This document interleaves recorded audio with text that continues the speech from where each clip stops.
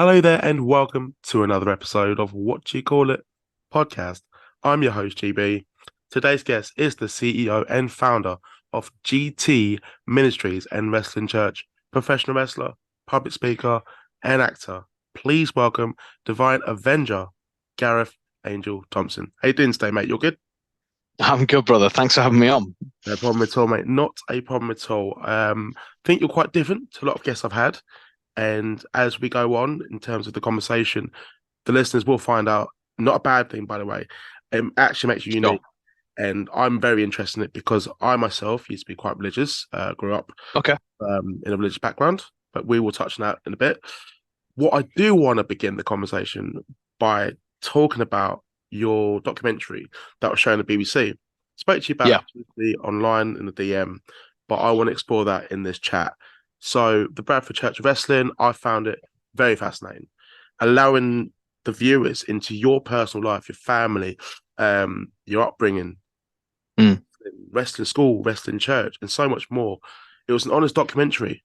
I Yeah. really enjoyed it. Made me appreciate you more, not just as talent, but as a person. I want to know, how was this documentary presented to you? Well, it was an interesting proposition. It wasn't my first foray into BBC documentaries. Mhm. I used to work for a national Christian charity called CAP, Christians Against Poverty. And 2018, I went through a documentary recording process with them, and that lasted about 4 or 5 months. Now, those guys had quite an agenda. They were actually trying to look for negative aspects in Christian people helping the poor, which I thought was ridiculous, but had to kind of be on high alert the whole time. Mhm. This was actually a different process in where the We Are England team were going around the country trying to find different projects that they could focus on that were very positive pieces in and amongst themselves. Yeah. And so they were at a church in Leeds visiting a female vicar there called Leah. And while they were there, they heard on the grapevine that we were planning this wrestling church idea in Bradford. So immediately their ears pricked up. They were like, "Hang on a second, Mhm. wrestling in a church? What is this?" Which is unique in and of itself. But then Yeah. when they got to meeting me and kind of we went out for dinner and just kind of talked through my story, they were like, "Hang on a second, there's so much more to this than just the wrestling. There's the mental health aspect, there's the inclusivity, Yeah. there is this culture of supporting each other, and me bringing my honest, real self to the table and saying, yes, we might be teaching people how to wrestle and bringing people into an environment where they can do that and have fun, which wrestling should always be fun, but also there's so much more support that goes on behind the scenes. And that was what I uniquely brought to it, kind of being a bit of a pastor to this gaggle of wrestlers, and that being a kind of a key part of that storytelling. No, fair enough, fair enough. I didn't realize it. I thought it was just originally going to be about you and the church, but I didn't realize there was so much more to it. And quite shocking to hear about sort of that agenda, about the previous documentary and the work, sort of like Yeah. trying to nitpick. And we're going to find something that's wrong with it. Too good to be true. And Mm. as the documentary goes on, I've got to ask, how do you feel overall about your representation in that documentary?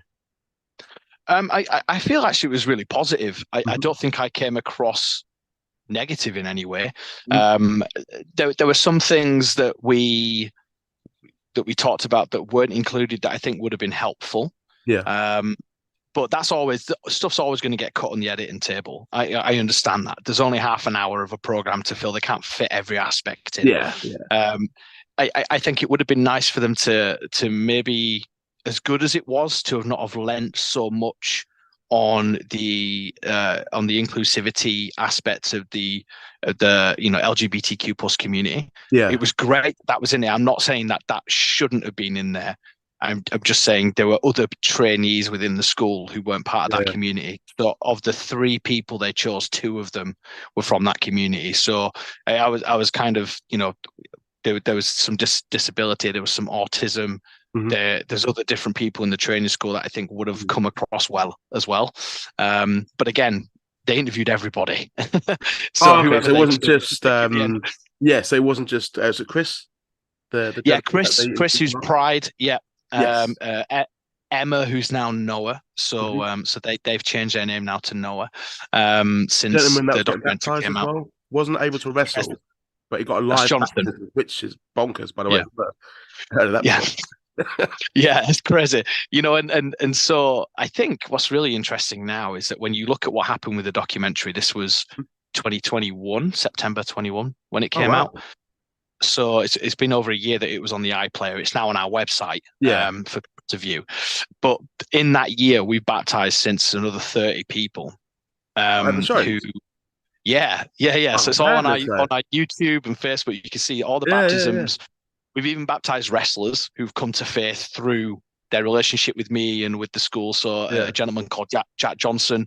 So he had a real it'd be good for you to interview him. He's very, very good Mm. wrestler, but also just got a phenomenal story himself. He was homeless when he was younger. He had issues with the police. His mum sadly passed away during the recording of the documentary, Wow. and he actually won our Yeah. world title Hmm. like a few weeks after she'd passed, and me and him, like, we were both in floods of tears, which is something they didn't put in the documentary, which I thought would have been nice for Jack to talk Yeah. about his That's mum's impact on his life. it's And sad to that so left that, out. Yeah. yeah, so that was left out, which I think would have been another level. Hmm. I can't knock the documentary, don't get me Yeah. wrong, it was great. A bit there's longer, just but that's more for selfish reasons as well. There was so much more that was there actually was so happening much in the more. church and the people there, Yeah, and just the yeah, content was there. But obviously, you understand, and I understand, and the listeners will as well, that there's only yeah, so much to squeeze in to 30 minutes. yeah. Yeah, so maybe they need to come back and do a second a follow-up interview. Maybe I'll message Woody and 100%, ask him. mate. Yeah, I'm still in touch with the producers and stuff. Like, those guys were great. They were Yeah. really into it, and they loved what we were doing. So nothing but positive praise for those Mm. guys. They were fantastic. But yeah, there's since then we baptized Joe Cobra, Jack Johnson. We've got like wrestlers who are on faith journeys, wrestlers who kind of really appreciate what we do. They might not be religious themselves, but they like, really respect it. Mhm. And then even within the community, the people who are coming to our shows, our fans slash congregation, whatever you want to call them, there's been more and more people coming to faith through this than most churches see in 5 or 6 years. And that's a genuine statistic Mm. that I can tell you from my friends at Evangelical Alliance. They've said most churches baptize 1 to 6 people within a couple of years. We baptized 30 in year one, which is incredible. Oh, yeah, a So, few churches now going to lean onto you, sort of well, going to borrow off, yeah, and then actually maybe we should get some wrestling. Gareth, help us yeah. out. Well, this is the thing. So the whole thing with GT Ministries, we can kind of tell the story of that was Yeah, yeah, 2018. Um, so I've been wrestling for 12 years. yeah. So I started training back in 2011 with Radical Wrestling League based out of Blackburn. Hmm. And within 6 or 8 months, I was working shows, and I've kind of been doing that ever since. My faith journey, my wrestling journey, both kind of went alongside each other. So I came to faith just as I started wrestling training. So those two things went parallel for quite a while. Yeah. And I felt challenged that any platform I had to be God's, Jesus's platform. It's not mine. Anything good that's ever gone on for me, anything good that's happening for me living my dream is only because of him in my life and me being able to turn my life around. So I have to kind of acknowledge that. But as part of that, there was an element where I was saying, well, my character needs to reflect that too. Like, I need to have integrity and honesty. And so I started quoting the Bible in promos. I changed my ring name to Gareth Angel. I started bringing all these kind of Christian elements into my character. And then the wrestlers will start talking to me about their own issues, some like relationship breakups, losing their jobs, alcohol dependencies, all that kind of stuff, poor mental health, just things going on. And then, like I said, I found myself pastoring this gaggle of wrestlers who are like messaging me at 2 a.m. with issues, and I'm there and I'm offering prayer and hanging out with them at shows and just Mm. just being like a bit of a father figure to some of them. And then I was like, hang on a second, wrestling, if I ran my own show, I can control the content. Hmm. And so I thought, well, with GTM, I just approached a church in Harrogate, Mowbray Community Church, and just said, look, can I come and do a wrestling show for you guys? And can I put my own story, my testimony, what you want to call it, of me coming to faith and all the stuff that I've overcome in my life? Can I put that smack bang in the middle and let's see what happens? And they were like, yeah, let's do it.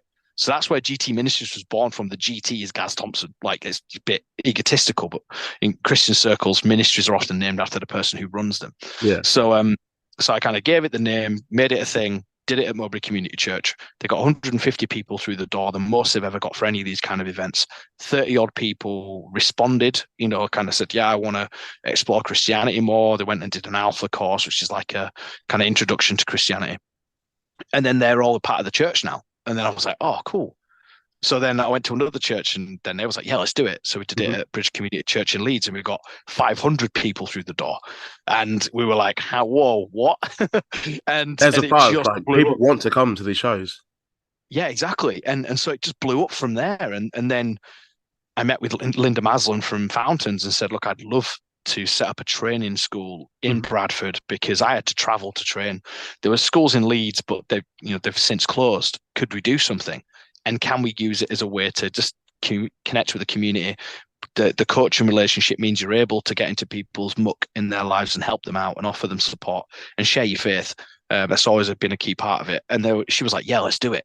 Then COVID hit, which kind of delayed the plans. And then we just got going. Just, you know what? Let's just get some mats in and let's just get going. And we got started. And then now we've got Sean Onley, who's a phenomenal talent, heading up the coaching there. We get 20 odd students every week on a Thursday. The wrestling events started happening. People started coming to faith. We're baptizing people. BBC come along. We just had Sky with us. So Josh Widdicombe and Nish Kumar got in the ring and did some stuff. So that's coming out next year in February. And it's just gone poof, poof, poof, poof. And I'm like, come on, God, let's go. Yeah. I'm just being me. I'm like, little old Gaz is just doing what Gaz does, but the rest of it, God's just blessing it abundantly, and it's the same time you've got to do the work. I mean, like, with God's assistance and God's faith, but like you are putting the work in. You've got the crew, you've got those that believe in it as well, and you're all just a team. And now you've got this platform, you can tell your own stories. And I think a lot of people might be surprised to hear this, but the Bible and wrestling are very similar in some ways. Yeah. Yeah, I mean, if you look at what we do in the ring, and I've had to just explain this to the Charity Commission. So a little sneaky peek. So GT Ministries is actually going to rebrand in the new year, and we're going to be established as a charity, and we're going to take it national. So we've got other places in the country that want to do wrestling church as a regular thing. So we're kind of setting up some sites and stuff and doing policies and all the rest of it. But I had to reply to the Charity Commission because they were like, what is professional wrestling? I was like, oh, because they're like, we can't consider a professional sport a charitable thing. Yeah. I was like, okay. I was like, well, wrestling isn't a professional sport. It's not a sport. It's storytelling. It's drama. It's scripted. It's completely characters. And so what I said to them, I said, look, our main objective is the advancement of the Christian faith and to share Christian faith. We use the wrestling to do that through the storytelling, through the characters. And we take literal stories from the Bible, like David and Goliath, and we tell that in the ring. And then someone unpacks it afterwards and has their own flavor and reflects back on what the Bible says. And that's what it is. So they were like, oh, okay, we get it. We understand it. But I think that's what people misunderstand about wrestling. It's not violence, it's storytelling. The best. There's different types of wrestling. But I think wrestling itself is a global, it's not sport, but overall, like it's just everyone there's a little bit of something for everything. You don't necessarily have like the violence. You can love the stories, and that's what you're doing. And clearly, there's an audience for this. Yeah, and I think as well, what people don't understand about wrestling as well is that if you were to go back and say, oh, okay, I watched Roman Reigns versus Cody Rhodes at the last WrestleMania. If I were to say to you, tell me what happened in the match, like move for move, hold for hold, you're probably not going to remember bar one or two spots. If I tell you what happened at the end, or I kind of tell me what the story was, tell me about that rubber chicken that landed in the ring. What a shot, by the way! What a shot! But like, those are the bits that stick. Yeah. And you could say that. I think that's what's been so good about the Bloodline storyline in general has been, it's not, the in-ring work has been solid, don't get me wrong, but that's not what you remember. You remember Sammy smashing Roman with the chair. You remember the stuff that happened after the match or the stuff that happened before the match. Breaking up and then not breaking up and then them sort of signed by Roman. There's so many elements to it. And then you forget, actually, there's actually been wrestling matches as well during this whole storyline. Yeah, yeah. There's actually been, a whole 20-minute build up to that one particular moment, but you Yep. remember the moment. And so that's what we try to tell our students as well. Is like you can be the best wrestler in the world, phenomenal. But if you don't connect with that audience and you don't have a good story to tell and you can't bring them into the moment and the feeling, you're missing a trick. And so, we don't want our trainees to be on shows for the sake of being on shows and getting ring time. They're going to get ring time. We want them to be debuted with angles, with stories to tell, with months of planning and stuff ready for them to do, to give them the best shot at being seen and being used in other shows and being taken elsewhere. Like, we want the full package. We don't want them just running around on a weekly YouTube channel programming t-shirts and whatever. Like, we want our talent to be ready when the time's right and to have the best chance. I'm going to ask you, Gareth, one thing that's kind of intrigued me a little bit is wrestling's past, especially time periods like the Attitude Era. And as a Yeah. man of faith, I've got to ask, because I assume you are a lifelong wrestling fan. Yeah. When you look back at some of the stuff, Vince McMahon versus God, Ministry of Darkness, Stephanie and Austin being sacrificed. I'm going to ask, how do you look back on that sort of stuff and that content? I'm going to give a controversial answer to Christians. I think it's all fantastic still. Yeah. And I think this is where the church maybe needs to open its eyes a little bit. Mm-hmm. We talk a lot within church circles. If you've ever been to church, you'll hear us talking about, I literally did a devotion on it at Food Bank this morning.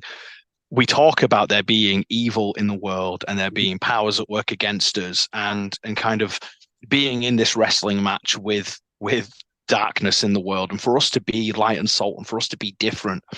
You only stand out when there's darkness all around. Yeah. You only stand out when other people are losing their heads. You only stand out when you have something different to offer. And that's where the church should have always been positioned, as being the light on the hill, the salt and light of the world, being different. I can't be a hero if I don't have a villain. I can't take you on a story and a narrative of overcoming if I've got nothing to overcome. Yeah. So you have to have that balance of, and this is great storytelling. You've got to build a heel up for the hero to overcome. You've got to build a hero up for the villain to overcome them. It's all about balance. And yes, good wins in the end. Good always wins in the end. But you've still got to have that roller coaster, that turmoil. Like, the guy who eventually beats Roman is set. Like, if you get the right guy. Who do you think it's going to be? Good question. Good question. I felt they should have pulled the trigger with Cody. I do. Finish the story. That should have happened. Finish the story. And I think, I unfortunately, Cody, maybe even now Punk, Seth, there's so many guys who have peaked at the wrong time because they've got this story they're telling with Roman. They know where it's going and they know when it's going to end. I think they've already got it tuned in. Next year WrestleMania, I think.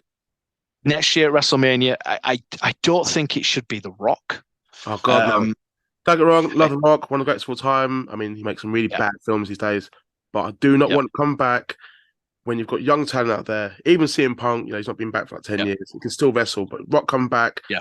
Beating Roman Reigns after 3-4 years of being positioned as the top guy does nothing for the future, nothing for the roster. I don't want to have benefits no one. But I wouldn't be surprised. I think I would have liked it to have been Jay. I think Jey Uso would have been that's a star in the making if they'd have done that. It keeps the story well knitted, kind of keeps it all together. And then Jey can then move on to Cody or Seth or whoever, and Roman can then go on to The Rock and deal with that issue. And then you've got Roman occupied, so he doesn't go chasing Jey again immediately. That's kind of one of the ideas I would have fantasy booked if I could have. I think now, I think that's when it kind of peaked, in my opinion. Sammy would have been a good choice. Fans were ready for it, and I know you had Cody next month, and it does make sense because he just won the Royal Rumble. But my God, the moment if Sami Zayn had won the title, the fans would have exploded. I was ready for it, and then staying up at like stupid o'clock. I don't do it for a lot of pay these days. It's harder when you get older. Us Brits, then we can relate to this. But I was like, and there's music, and that's when I turned to a proper mark. I was like, as if I just effing stayed up to this. So I won't curse. But again, like, if they'd have pulled it on Sammy, then You could have had Sammy and Cody at Mania, Triple threat. which would have been still would have been a good story, still would have been a good match. And Cody winning the world title off Sammy at Mania would have been a bit bittersweet if they wanted to go that route. But then what does Roman do? Yeah. Does Roman insert himself and it's a triple threat? If they had Rock for that Mania, I think they would have dropped the belt off Roman, Rumble, Elimination Chamber, had The Rock involved somehow. Roman and Rock go on to Mania, Cody and whoever go on to Mania, whether that be Seth or Sammy or Jay or whoever. It's just, I think the issue they've got now is what do we do with Roman after he drops it? And I think it needs to be, he needs to go into something immediately. So it's like, he deserves a break. Why? He's barely around. Barely around. Well, I think I understand why, but he's the smartest man in the room, isn't he? Work. Of course he is.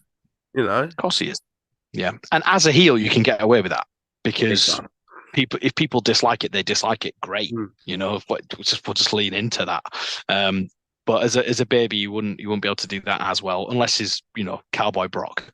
But Cowboy Brock, Brock was the best. Loved it. He's earned his stripes. Oh mate, I've always got a soft spot for Brock Lesnar. A lot of people don't really like him and don't like the way he is. At the end of the day, I don't really care. I don't want him to be my mate. I just enjoy him as a talent. He's a generational talent, in my opinion. We're never going to like him again. Just a genetic freak. But some of the matches he's had, especially like smaller guys, when he wants to work, Brock is one of the best in the world. Yeah, and when he wants to sell as well, Brock and Brian was phenomenal. Brock and AJ was phenomenal. Brock and Seth, every encounter they've had. Brock and Cody. Brock Punk, even the Brock and Roman matches were okay. I just think the first one they had were fantastic. The WrestleMania one was Seth cashed in, loved it, and then after that, they just went. They got worse. And then they had last year at SummerSlam. I thought that was incredible, and I wasn't really looking for it. I was like, don't need to see it again. Then the match happened, forklift and whatever. It's just it's car crash wrestling. They were like, well, we can't just have a straight one-on-one match. We've got to throw something mental in here. I know. Let's bring out a tractor and tip the ring up. Yeah, sure. That'll work. Visuals of that, incredible. That was incredible. It was. I just want to go back to wrestling church. If someone isn't religious or doesn't have faith in them, but they want to watch wrestling, what can they expect? Because I know that your show is for everyone. I know that was established in the documentary and just in general, like how you advertise and your roster. But say that someone hasn't watched the documentary. Hi there. I've got a special announcement for my next guest. Yeah, hi there. My name is Marisol Morgan and I will be appearing on What Do You Call It podcast. Yeah, I heard. Not really sure what to expect. Why should I go?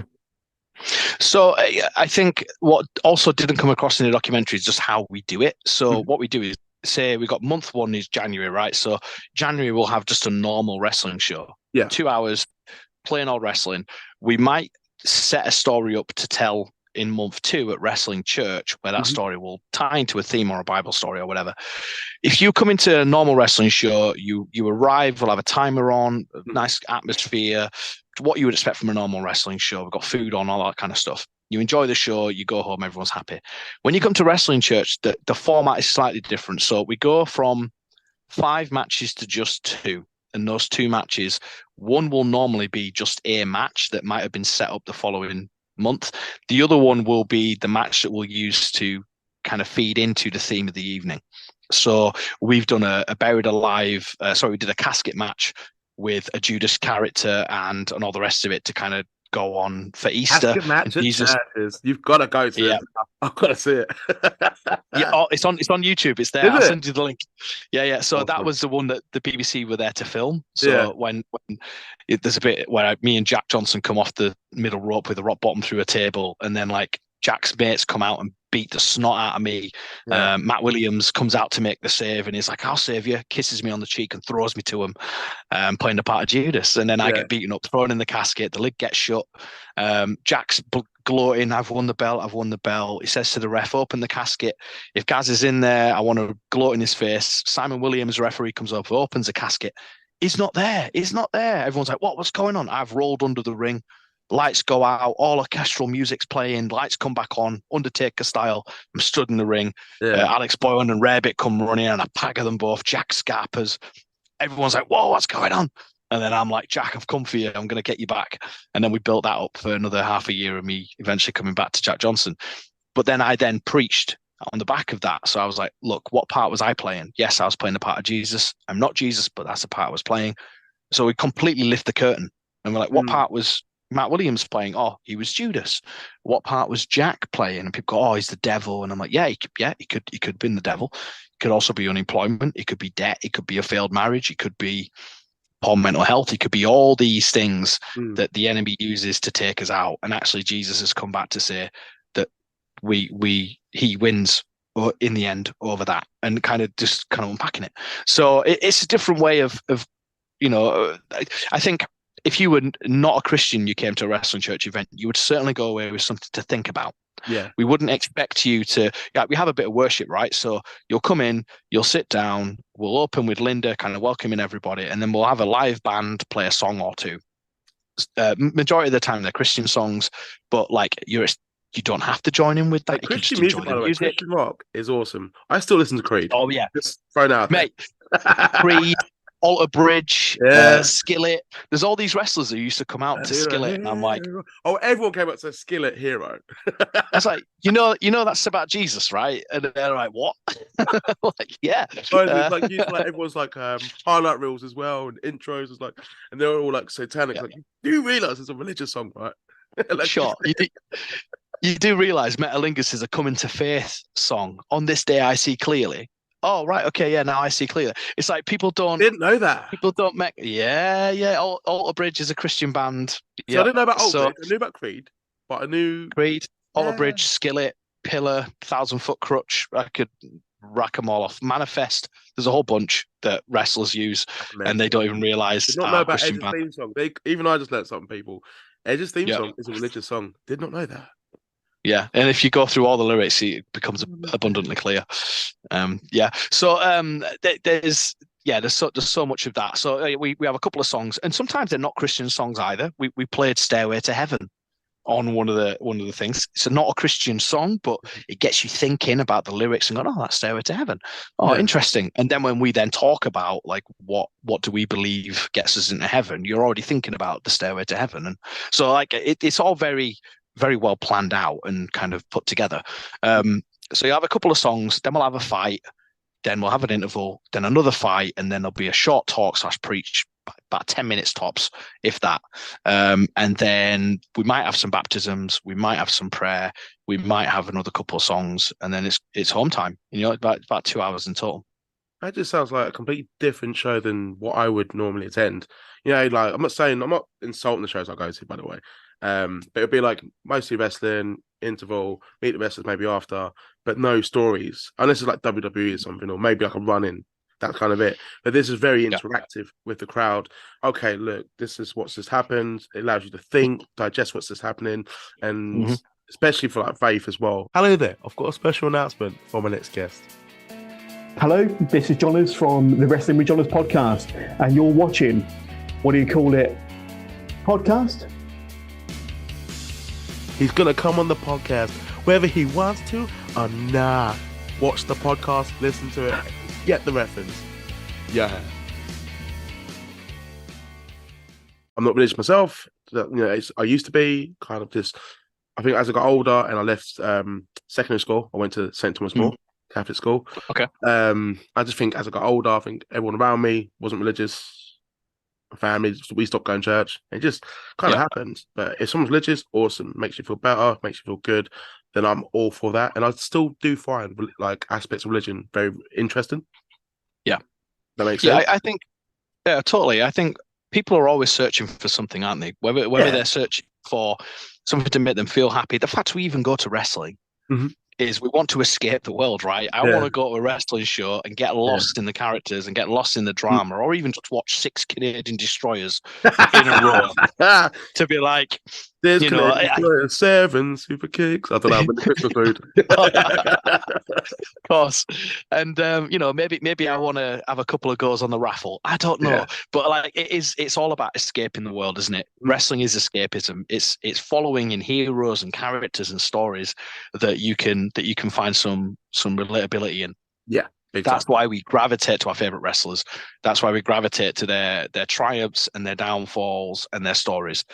That is just we've had that ingrained in us, good versus evil, from when we were young. And even you go back to the history of humanity, all the great stories, all the great gods, everything, like, the Greeks, like, it was always good versus evil, and it was Hercules overcoming his trials, and like, it's been there in our history.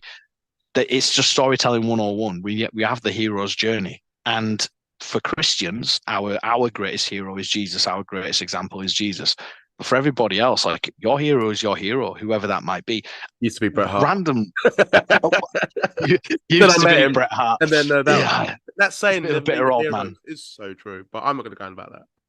Sure. So it's like, I just think people are always looking for something. And if you come to wrestling church and you're not bothered about the religious aspect of it, and you don't care about that, you can at least relate to some of the stuff we're talking about struggles, talking about finding strength from within, talking about mental health. We did a chain match once with Mustafa Khan and Jack Johnson, where they were both chained with a metal chain, and they could use the chain to hurt each other. And I did a talk on the back of that about what chains us down in our lives, because the chain is always ever going to hurt us. So I didn't have to bring religion into that conversation. That conversation you could have done at Yorkshire Building Society with your mates and gone, well, what's chaining us back? Or is it bad budgeting? Is it bad money management? Is that affecting my relationships? Is that affecting me being able to pay the gas and electric? Is that affecting, am I drinking too much? Is that a chain in my life? It's got nothing to do with religion, but the concept and the theme is still relevant. So you can always come away with something. Yeah, man, you put it really well. I'm going to ask you one last question. It's a fun question. 3 dream dinner guests doesn't have to be wrestling related, but it's up to you, mate. Past and present, dead or alive, entirely up to you, mate. Can be your next door neighbour if you want. But 3 dream dinner guests. Go. Okay. Right. I'm going to leave Jesus off the table, because that's too obvious of a choice. I'm going to leave him off the table. Got a good relationship with him as it is. I don't need him on the table. So I'll go. Yeah. I just pray and I can talk whenever I want, right? It's fine. He's written a whole book. It's good. So I could put Triple H. I think Triple H is a guy I'd love to pick his brains. I think he's just got so much to give, and he's learned so much. He's got so much experience. I would have said Vince, but he's a crazy old loon now. So I'll go with Triple H, just because I think he's phenomenal. I would maybe like Barack Obama. I think I've spoken to many Americans. He's never been said once. I just think, like, leadership, right? Yeah. He exemplified leadership. He was very good at managing situations. I always want to take collaboration from different people. So I think you appreciate, like, I'd like to hear the experiences of Black men and women. I'd like to hear the experiences of women. I'd like to hear the experiences of those who have been ahead of us and forged ahead and been through trials and tribulations and overcome. Like, they're the kind of people I want to pull from. They're my mentors. They're the people that I relate to. So Barack Obama for many different reasons. Triple H for many different reasons, primarily wrestling, but like, yeah, I think he's got great stuff. And then I think maybe Mother Teresa. Fair play. Like, because answers. Yeah, there you go. Why Mother Teresa, though? I've got to ask. So there is a faith element to that, but she lived a very long life, and she did a lot of good work for people. She's a woman living in a male-dominated society, and she, again, probably came up against a lot of adversity because she was a woman, but also because of the depravity of where she was. So, like, I think I would learn a lot from her too. And a lot of the questions I ask when I speak to my mentors, particularly, and I say this to my wife and I say this to my friends, and I say this to Noah, like, even when I'm speaking with Noah, like, how can I be better for you? Not for me, but how can I be better for you? So I would say to Mother Teresa, how can I, as a man who's about to step into leadership of a charity, like, how could I have helped you in your journey? What could I have done differently? What could men of your time done differently? I'd say to Barack Obama, what could the white men have done differently in your area? How could they have supported you rather than shut you down? And kind of ask those questions. Fortunately, they had to learn the hard way, but it's kind of made them the characters that they are, and of course will be remembered as, just icons in their own unique way. I mean, Triple H isn't necessarily in that same category as Mother Teresa or Barack Obama, but as a wrestling guy, I think he's probably one of the best heels of all time, and just he has his fan base, and I think he's doing great work as we see today. Exactly. Gareth, I'm gonna ask you, where can the fans find you on social media if they want to keep up to date with what you're doing and Wrestling Church and GT Ministries? So if you Google Gareth Angel Thompson, all my social media channels will come up. All the GT Ministry stuff will come up. You can go to our website, gtministries.co.uk, but get there before New Year's Eve, because on New Year's Eve, it changes. So find us on social media, look for GT Ministries UK on social media, and on New Year's Eve, get ready, 5 p.m. There's a big announcement coming, and it's gonna completely shift and change. Awesome. Which I can't tell you too much about. You need to No, be there. no, that's fine. That's fine. I follow you, so I'll keep up to date. And New Year's Eve, I'll actually probably be staying in because I don't really care for it. I think it's another day to me, so I'll keep an eye on that. But I'll keep the descriptions. I'll put the description, in the description below. Let me try that again. I'll put your social media handles in the description below so the fans can find you on social media and keep up to date and see what you got planned for next year. But if you can all like this video, that'd be much appreciated. Give me a follow on my social media handles in the description below as well. That'd be great. But for now, everyone, I hope you all have a great week, day, afternoon, evening, whenever you listen to this. Stay blessed. Is that the best way to put it, Gareth? Stay blessed? Yeah, man. That's cool. Stay blessed. Yeah. Awesome. But no, I appreciate that. Thank you. Take care.